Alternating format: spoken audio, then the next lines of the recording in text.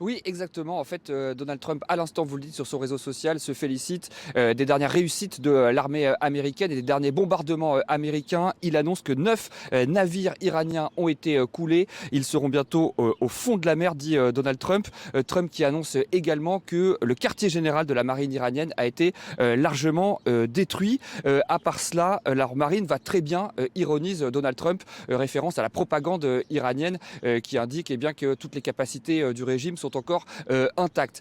Donald Trump qui a parlé à plusieurs médias aujourd'hui, de cours d'interview par téléphone, pour dire notamment que les choses avancent très vite. Donald Trump explique que eh bien, les Américains sont en avance sur leurs objectifs, les objectifs qui avaient été fixés au début de cette campagne. Alors on ne sait pas exactement quels sont ces objectifs, mais Donald Trump tient à préciser que l'opération se déroule très bien.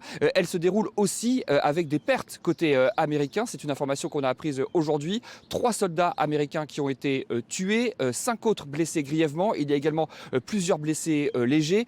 Pour le moment, on ne sait pas où se trouvaient ces soldats lorsqu'ils ont été tués ou blessés. Peut-être sur une base au Koweït, une des bases américaines qui a été visée par la riposte iranienne, mais cette information n'a pas encore été confirmée officiellement. Ce qu'on peut dire, c'est que ces morts côté américain, c'est une mauvaise nouvelle politiquement pour Donald Trump, alors que l'opération qu'il a lancée est critiquée aux États-Unis par les démocrates qui parlent d'une guerre illégale sans l'aval du Congrès, mais des critiques aussi dans le camp républicain, les électeurs trumpistes qui se rappellent que Trump a fait campagne sur la promesse de ne plus engager les États-Unis dans un nouveau conflit. Alors hier, Trump, avec la mort du guide suprême, a pu faire taire ses critiques, mais il ne pourra pas surfer éternellement sur cette victoire et sur la mort de Ali Khamenei. C'est vrai que si les morts continuent côté américain, l'opinion publique américaine, très clairement, va se retourner contre le président.